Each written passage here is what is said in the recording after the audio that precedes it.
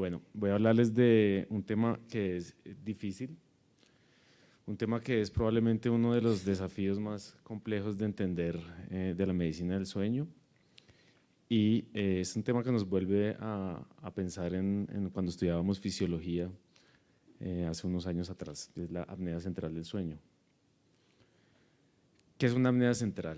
Entonces, retomando el concepto básico que nos mostró el doctor Osuna sobre las apneas obstructivas, en las cuales vemos que hay una disminución del flujo de aire acompañado de esfuerzo respiratorio.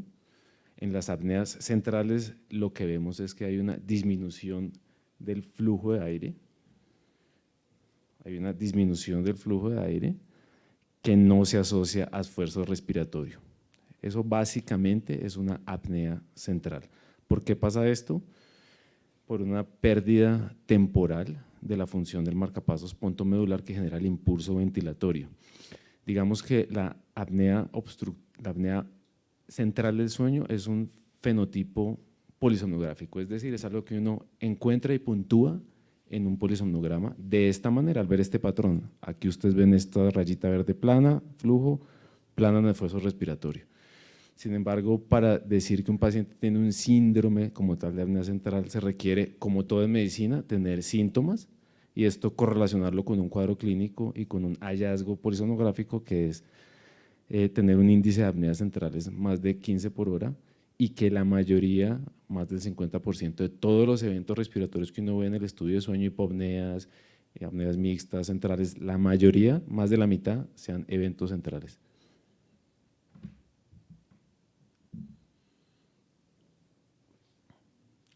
Esto es una apnea, perdón.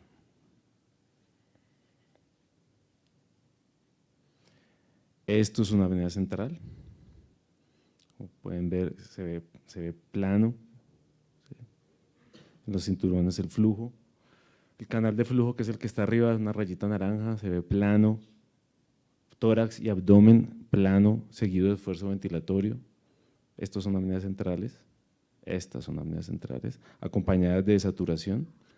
Estos eventos tienen que durar más de 10 segundos. Más apneas centrales de nuestro laboratorio de sueño. Algunas pueden presentarse con un patrón que es conocido como el patrón de Cheyne-Stokes, y es este patrón en el cual en la parte de abajo ustedes ven la pulsoximetría, en la cual hay una oscilación que alterna entre un episodio de apnea, que es donde se ve plano, con un patrón ventilatorio que está en crescendo y luego en decrescendo, es decir, hay un aumento progresivo del esfuerzo ventilatorio y una disminución progresiva del esfuerzo ventilatorio. Este patrón, digamos, se ha descrito crescendo, decrescendo, más que todo asociado a falla cardíaca. Un punto importante y es, bueno, ya sabemos cómo es una apnea central, todo está plano, no como el obstructivo, no hay esfuerzo ventilatorio. ¿Y por qué consultan estas personas?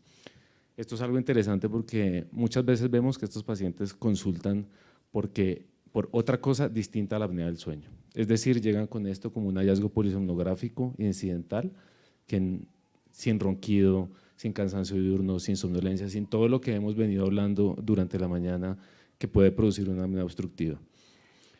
Otro punto de consulta de estos pacientes es que les piden el examen por otra razón, probablemente en un entorno más de cardiología, de medicina interna, y encuentran apneas centrales. Central suena al sistema nervioso, entonces interconsulta con el neurólogo para buscar que no tenga una lesión en el tallo del cerebro. Eso no es estrictamente así y vamos a ir desarrollando esa idea. ¿Por qué vienen estos pacientes? Generalmente vienen por insomnio. Puede haber un ronquido leve intermitente, algunos de ellos son respiradores orales y tienen algunas apneas, y algo interesante es que suele ser personas con hábito corporal normal, o sea, personas no obesas, en contraposición contra los pacientes que tienen un fenotipo, lo que se conoce como un fenotipo más obstructivo, de lo cual nos habló la doctora Aldana, el doctor Osuna, y esos son los pacientes, el típico paciente con apnea del sueño, y es que ronca, que tiene somnolencia durante el día, que es obeso. Este es un caso de la consulta institucional de neurología de la clínica de sueño. lo vimos hace poco con el doctor Mancera, quien es residente. Entonces, este es un paciente que tiene 63 años. Él viene y entra al mundo del sueño por insomnio, de conciliación y de mantenimiento, de 1 año de evolución. Él dice que previamente dormía muy bien, de 1 año para acá tiene insomnio. Este síntoma coincide con una situación personal, no ronca, es un paciente que es respirador oral y él se queja de cansancio al final del día, no somnolencia, se queja de cansancio al final del día. Tiene una escala de Borg de 7 puntos, o sea, menos de 10, no es un paciente claramente somnoliento. Tiene un hábito corporal normal, o sea, no es un paciente obeso, y una Malampati, volviendo a las escalas que nos comentó la doctora Aldana, pues un Malampati de 2, es decir, se ve la vía aérea permeable, se ve la úvula, la parte posterior del paladar. Le hicimos este polisomnograma a este paciente acá en la fundación y tiene un índice de apnea pulmonar de 56.4, o sea, da para una apnea severa. De todos los eventos, 394 eventos, 330 son centrales, es decir, tiene una apnea central del sueño. Y hay algo muy llamativo en este caso, y es que, como podemos ver acá, volviendo a los hipnogramas que nos comentaba el doctor Osuna al principio de la charla, entonces aquí tenemos los estadios del sueño, las barritas rojas de arriba son el estadio del sueño REM, esta es la pulsoximetría, y acá vemos que todas estas rayitas azules que van para abajo son apneas centrales, pero acá, en esta parte, el paciente está en decúbito lateral derecho y deja de hacer apneas centrales. Entonces, eso nos orienta que hay un componente posicional que exacerba la apnea central. Y acá viendo las tablas en el índice, podemos ver que su índice en supino es 78 y del lado es 23, o sea, es una apnea central del sueño que tiene un componente posicional. Es peor cuando está boca arriba. ¿Qué riesgo? ¿Cuál es el perfil de la persona que tiene apneas centrales de sueño? Pues generalmente es un hombre mayor de 60 años que tiene comorbilidad con apnea obstructiva severa, y es otro escenario en el cual vemos apneas centrales y los pacientes que tienen apnea obstructiva del sueño con un componente central, o en el tratamiento con CPAP vemos que presentan apneas centrales, lo que se conoce como apnea asociada al tratamiento o apnea emergente. Generalmente son pacientes que tienen alguna patología cardíaca, uso crónico de opioides, en eso más en Estados Unidos que acá en Colombia. Y bueno, otra cosa importante es esto de la apnea central. Esto realmente, ¿eso es frecuente realmente? No es tan frecuente como la apnea obstructiva del sueño, que tiene estudios que tienen prevalencia hasta del 30% en la población general. Hay un estudio europeo que revisamos hace poco que decía que el 70% de los pacientes tienen apnea obstructiva del sueño en la población general, que ya es, digamos, descontextualizado, pienso. La apnea central no es la más frecuente, pero se ve. Aproximadamente son 5 al 10% de todos los trastornos respiratorios del sueño. Podemos tener otros escenarios donde la veamos más, como los pacientes que tienen falla cardíaca con fracción de eyección disminuida. Hasta un 37% de esos pacientes pueden tener apneas centrales. Probablemente no se busque tan activamente la apnea central en esos pacientes de cardio porque le atribuyamos todas sus quejas a la falla cardíaca, la ortopnea, la fatiga, pero probablemente si hiciera una búsqueda más activa se encontraría más el fenotipo polisomnográfico de apnea central del sueño. En usuarios con CPAP hasta el 20%. En este grupo de pacientes es interesante verlo porque unos de ellos, el uso del CPAP desenmascara una apnea central, otras la desencadena, y la mayoría de ellos, la mitad de ellos van a persistir luego con el problema de las apneas centrales y no con las obstructivas.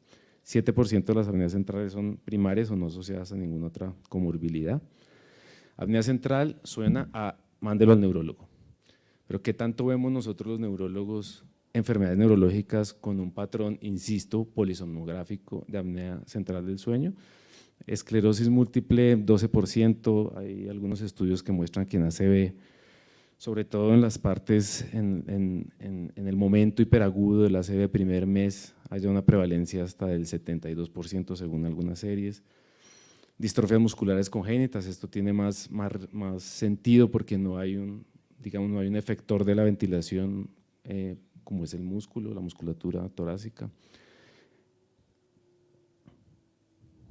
Y esto de la apnea central realmente, ¿en qué impacta a las personas? ¿Sí? O sea, ¿esto para dónde va? ¿Qué consecuencias tiene? Ya sabemos, como nos explicó el doctor Osuna y el doctor Pardo, que la apnea obstructiva del sueño puede estar asociado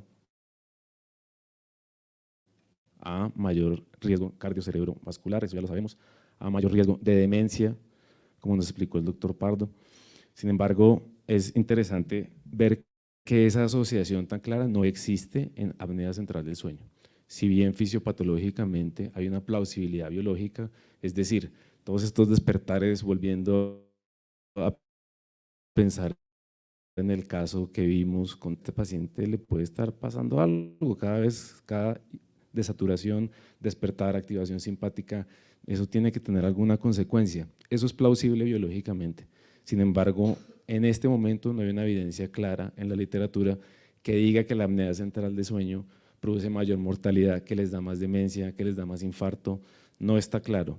En cardio, que es donde está el grueso del cuerpo de la evidencia de la apnea central de sueño, ahí se ve que corregir la apnea central disminuye en algunos casos el índice, más no es tan claro que disminuya la mortalidad o la necesidad de trasplante. Entonces, ¿por qué les comento esto? Porque es importante tener en cuenta esto a la hora de enfocar esos pacientes.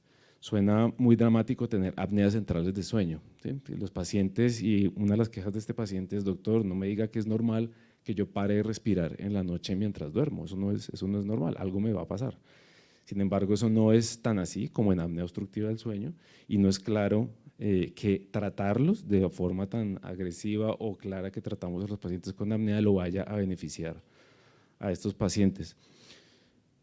Esta es la parte más dura de esta conferencia, puede ser la más confusa y es porque presentamos apneas centrales de sueño, insisto que es un fenotipo polisomnográfico, y es que hay un control, hay una inestabilidad en el control ventilatorio. El control ventilatorio básicamente está, digamos, manejado por quimiorreceptores a nivel del cuerpo carotídeo y la médula que sensan PCO2 que hay en la sangre, PCO2 que se mantiene en unos niveles. Y le envían información al pulmón y el pulmón a la médula y a estos quimiorreceptores sobre qué tanto CO2 hay y cuál va a ser mi respuesta frente a ese CO2. Si aumentar la ventilación, ¿sí?, para barrer CO2 en caso de que esté elevado, o si tengo que parar, ¿sí?, para retener CO2 en caso de que esté muy bajito.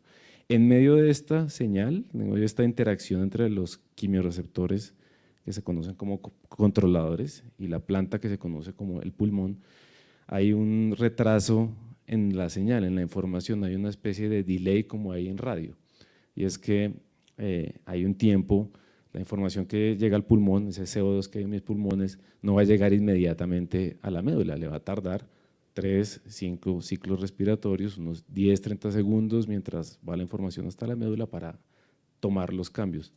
Entonces esto es importante. Cuando estamos despiertos, uno tiene un control ventilatorio de alerta. Yo puedo, si me pongo nervioso en esta charla, puedo comenzar a hiperventilar. Si quiero hacer una apnea en una piscina, puedo tomar la decisión de dejar de respirar. Hay un control voluntario. Y hay un control automático que se basa en la variabilidad de ese PCO2. ¿Qué pasa cuando estoy dormido? Que ya no pierdo el control voluntario y recaigo sobre mi control automático que se basa en las fluctuaciones de CO2. Uno se queda dormido, las respiraciones se vuelven más lentas, menos profundas y tendemos a retener CO2. Y el umbral de apnea, que es este concepto que quiero señalarles acá, esta es la PCO2 normal y hay un umbral, es decir, un nivel de PCO2 por debajo del cual mi respuesta de mi sistema automático va a decir: momento, está subiéndose mucho el CO2, es momento de hacer una apnea. Eso se conoce como umbral de apnea. Otra cosa es que tendemos a la quimiosensibilidad durante el sueño se disminuye, entonces digamos que somos menos susceptibles a esos cambios de PCO2. Y en conjunto, ¿esto qué promueve? pues, que se presente con mayor facilidad apneas centrales, pausas ventilatorias, y que tengamos más propensión a hiperventilar cuando estamos dormidos.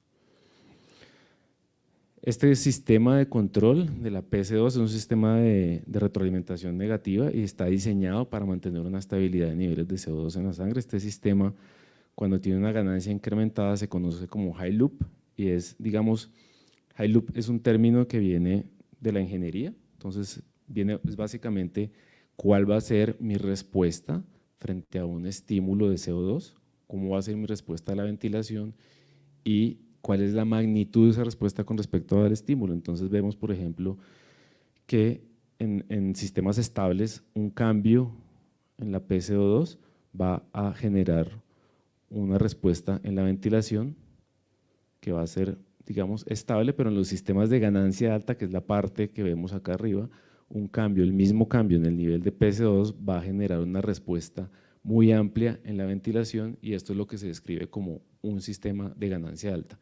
Es decir, tengo mucha sensibilidad hacia la PC2 y voy a dar una respuesta ventilatoria exagerada. Eso básicamente es en lo que consiste el sistema de ganancia alta. ¿Y qué pasa? Tengo una disminución en la presión arterial de dióxido de carbono, en la sangre, mis quimiorreceptores periféricos sensan ese cambio, como, oiga, se le está bajando mucho la PCO2, hay que comenzar a retener dióxido de carbono. Esa información le llega al pulmón, el pulmón disminuye su ventilación, se produce una apnea central para subir esa PCO2, aumenta esta PCO2, se normaliza en la sangre y luego nuevamente esta PCO2 elevada la vuelve a detectar mi quimiorreceptor y dice, oiga, esa PCO2 está muy elevada, hay que hiperventilar para bajarla. Entonces viene un aumento en los ciclos ventilatorios, un ciclo de hiperapnea, que hace que nuevamente barra demasiado CO2 y vuelve a presentarse esto como un círculo vicioso. Y eso lo vemos polisomnográficamente en los patrones de apnea, seguidos de ventilaciones en crescendo y decreciendo, especialmente en el patrón de Cheyne-Stokes.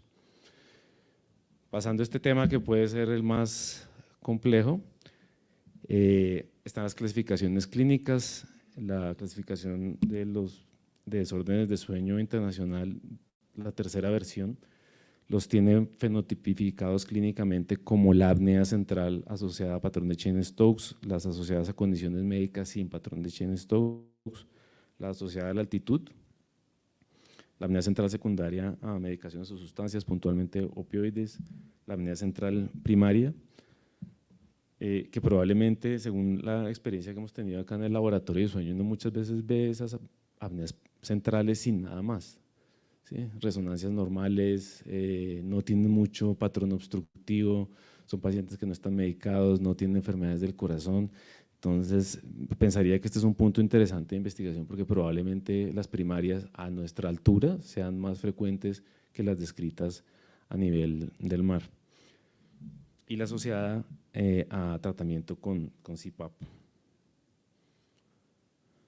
Esta diapositiva es importante y un mensaje de esta charla es que si la fisiopatología de la apnea central es una respuesta refleja mediada por los vasoreceptores y por la médula y el pulmón que provoca una inestabilidad de CO2, el CO2, que es el culpable, digamos, de todo en la apnea central, va a ser importante en el tratamiento. Entonces, esta clasificación me parece que es práctica y son las que dividen las apneas centrales no hipercápnicas y hipercápnicas. Aquellas no hipercápnicas, es decir, donde el PCO2 está normal en la sangre o incluso bajo, son la falla cardíaca, falla renal, hipertensión. Probablemente este grupo de pacientes no necesitemos darles ventilaciones, ¿sí? Ya vendrá la doctora Aguirre, neumóloga, a hablarnos más ampliamente sobre los métodos de ventilación, pero estos pacientes no están reteniendo CO2. Entonces, digamos, su tratamiento va a ser más enfocado hacia su patología de base y no necesariamente todos van a requerir ventilarse. Están las hipercápnicas que están reteniendo CO2, importante la asociada a obesidad, el síndrome de hipoventilación obesidad, las asociadas a lesiones en el tallo cerebral, las asociadas a opioides y enfermedades neuromusculares. Estos pacientes muy seguramente sí van a ser los que vayamos a terminar poniéndoles BiPAP, servoventiladores, etc. Y importante la asociada apnea y las apneas complejas, porque estos pacientes el tratamiento es con CPAP y seguirá siendo con CPAP. Seguramente habrá que esperar un tiempo, mejorar el componente obstructivo, 2, 3 meses, a ver si desaparecen, pero a pesar de ser centrales, se manejan con CPAP. Entonces me llega el paciente a la consulta, remitido por el otorrino, por el psiquiatra, por el neumólogo, apneas centrales, vaya donde el neurólogo, ¿y qué le hago? Le pido una resonancia a todos, le pido gases arteriales. Digamos que hay varias visiones, hay visiones europeas, hay visiones norteamericanas. Yo pienso que cada visión, volviendo a lo que comentaba Marco, debe ser personalizada y cada caso debe ser enfocado en un contexto clínico, y siento que esta patología es muy de enfoque, es muy de contextualizar qué más tiene este paciente. Entonces, hay una opción es que si no hay un contexto médico obvio, otra enfermedad neuromuscular, diabetes, etcétera, este paciente probablemente se le puedan pedir gases arteriales para ver si está o no reteniendo CO2, ecocardiograma, péptido natriurético, cerciorarnos de que no tenga una falla cardíaca y hacerle una resonancia. Esto es una visión europea. Yo diría que como neurólogo, si hay una historia, una anamnesis o hallazgos al examen físico que sugiera una patología neurológica, pues le pido lo que necesita la patología neurológica, una resonancia, unas neuroconducciones, pero no diría que esto es un estándar de cuidado para todos los pacientes. Muchas veces, y nos ha pasado que pedimos resonancias buscándole un Chiari, algo que esté comprimiendo la médula, y la gran mayoría de las veces no encontramos nada. Volviendo al caso de nuestro paciente, resonancia de cerebro normal, tiene un ecocardiograma con una fracción de eyección conservada. No es de nuestra rutina hacerle gases a los pacientes con apneas centrales de sueño, no es una práctica de los laboratorios de sueño, es doloroso, los gases arteriales son un parámetro, pues cuando le voy a hacer los gases se va a despertar. Entonces, no sé qué tan práctico sea tomarle gases. Disponemos de un marcador subrogado que es la capnografía, que puede ser de utilidad en cuanto al enfoque, si es hipercápnico o no hipercápnico. Importante, bueno, tengo el reporte de apnea central, tengo un enfermo, ¿realmente esta persona necesita tratamiento? Es decir, ¿esto es su titular de la enfermedad, su headline, o es simplemente una nota al pie de página y es algo que simplemente tenga que saber que está ahí y hacerle un seguimiento? En esta entidad, como en muchas, pero en esta es fácil caer en el sobretratamiento. ¿Sí? Nuevamente es muy escandaloso decir tengo apneas centrales y me cruzo de brazos y no hago nada. Entonces es fácil entrar en el sobretratamiento. Generalmente, si uno tiene un índice mayor a 15 por hora, un índice de apneas centrales y síntomas que claramente se atribuyen a apnea central, tenga sentido ofrecerle algún tratamiento. Si tiene mucha carga de hipoxia, si desatura mucho, si tiene una franca retención de CO2, y algo muy importante es también no abordar sus pacientes según la experiencia que tenga dentro de su propio centro. Entonces este es nuestro paciente, inicialmente hombre, 63 años, insomnio, no ronquido, con un fenotipo corporal normal, un tipo delgado, y viene porque le hicimos un polisomnograma y tiene un índice de 54 y la mayoría de ellos son apneas centrales. Entonces tenía un componente obstructivo, algo de hipoxia, cansancio al final del día. Dijimos, bueno, hagámosle un CPAP. Este es el CPAP de este paciente, entonces pues se ve que corrigen los eventos obstructivos y también los centrales. Aquí es importante ver que inicialmente él tenía los eventos centrales en supino. Entonces, nuestra titulación ideal de CPAP era la presión a la cual estuviera pues, en supino. Entonces, aquí lo dejamos con 8 centímetros de presión, que es una presión media baja, volviendo a lo que decía el doctor Venegas. Y a esa presión el índice estaba en 5,6, pasaba de 50 y pico a 5,6. Estaba en un decúbito supino, acá hizo algo de sueño REM y estaba saturando mejor. Ya la doctora Ángela nos hablará más ampliamente sobre los métodos de ventilación. Sin embargo, en resumen, y nuevamente insistiendo en el enfoque que tienen estos pacientes, contextualizarlos si tienen otra enfermedad que amerite tratamiento. Tenemos un paciente con apneas centrales de sueño, con síntomas atribuibles a la apnea central. ¿Qué puedo hacer? CPAP es una opción, si bien no no es específicamente dirigido a la fisiopatología. Se ha visto que mejorar el componente obstructivo puede mejorar las apneas centrales al aumentar el CPAP, aumenta el volumen de la vía aérea y puede disminuir esas fluctuaciones en la PCO2, puede también disminuir la sensibilidad de los quimiorreceptores periféricos, o sea, es una opción si hay un componente obstructivo. El BiPAP, que es una presión en inspiración, en expiración, con una presión de soporte alveolar con backup rate, es decir, con una tasa ventilatoria que ventile al paciente cuando haga apneas centrales, puede ser una opción. Sin embargo, hay que tener en cuenta que el BiPAP puede empeorar las apneas centrales, incluso experimentalmente se usaba previamente para inducir apneas centrales. Ese es un primer abordaje. Digamos que el método ideal de ventilación son los servoventiladores, que ciclo a ciclo ventilatorio le da el volumen que necesita el paciente y la frecuencia respiratoria que necesita cuando haga la apnea central. Sin embargo, hay que tener en cuenta que esto es válido para pacientes con una fracción de eyección conservada. Hace unos años se vio que los pacientes con falla cardíaca con fracción de eyección disminuida que usaban servoventilador aumentaban la mortalidad. Entonces, digamos que a pesar de ser en el papel el método ideal, hay que tener en cuenta este dato que no es menor.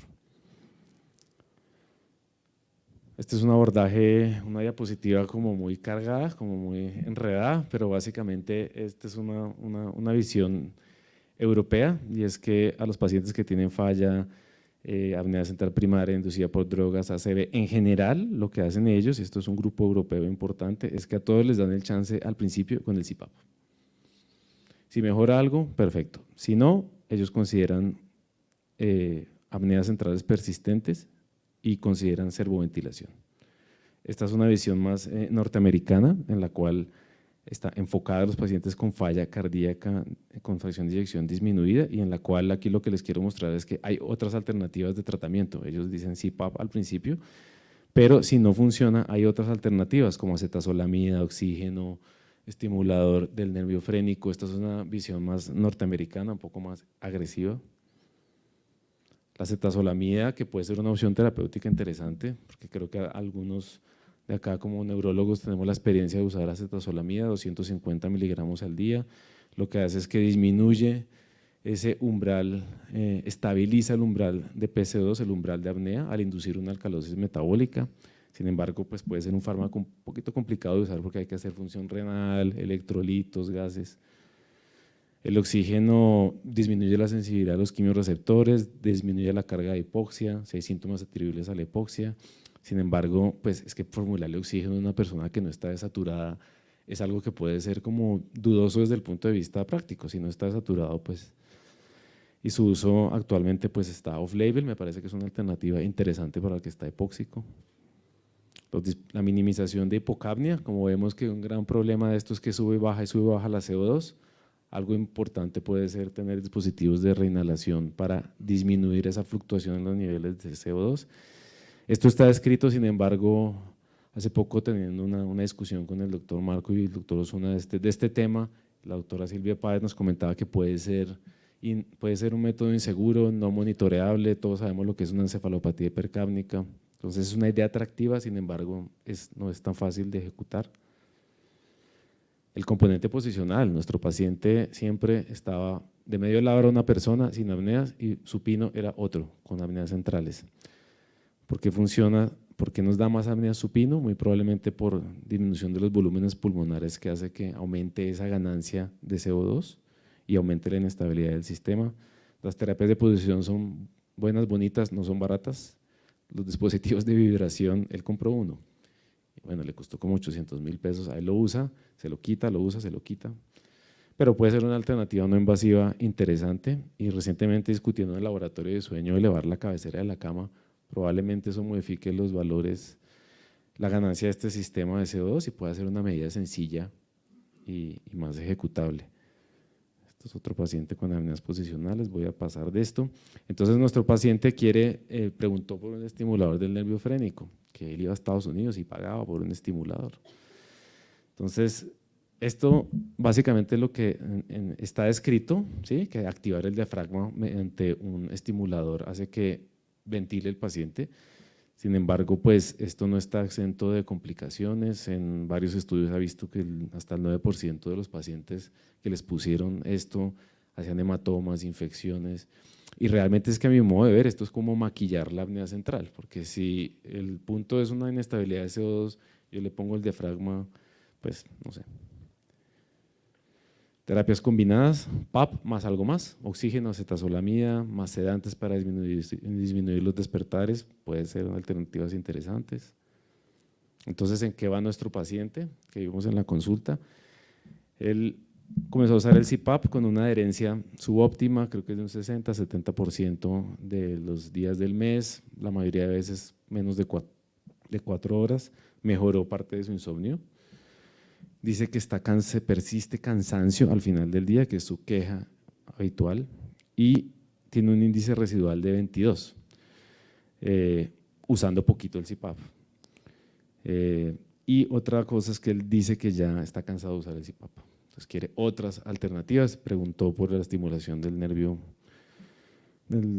frénico, tuvimos una charla de eso y probablemente, y en esto yo no tengo la verdad y acepto comentarios y sugerencias, estos son casos difíciles, la apnea central no es fácil, es difícil de enfocar, entonces lo que hicimos con él es optimizar su adherencia al CPAP, insistir en la terapia posicional, él tiene el dispositivo de vibración subnivel, está en terapia cognitiva para el insomnio, que le funcionó bastante bien, y reasegurarle que su condición médica es un marcador polisomnográfico, que su clínica viene mejorando por otro lado y que seguramente por ahí será el camino para él. En conclusión, conclusiones, la apnea central es un fenotipo polisomnográfico, no todas, no es igual a lesión en el tallo cerebral, es una respuesta refleja ventilatoria que involucra el cuerpo carotidio, el pulmón, el tallo. La fisiopatología guía al tratamiento y es útil diferenciar entre hipercápnicas y hipocápnicas, porque eso nos va a decir si hay o no que ventilarlo, que nos ampliará más Ángela. El contexto es clave, como en todo en medicina, pero acá más. Y la terapia combinada puede ser una opción muy interesante en estos pacientes. Muchas gracias.